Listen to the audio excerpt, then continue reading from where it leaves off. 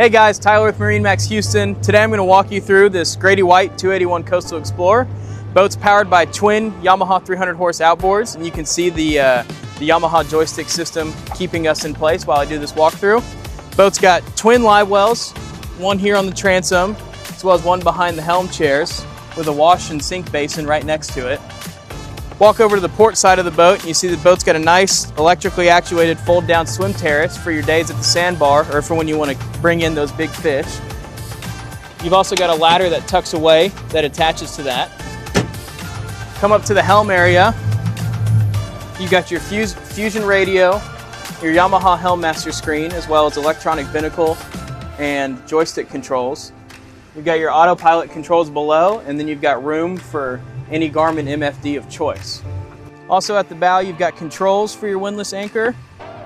You can see our JL audio speaker package, as well as cup holders and connections for your bow shade.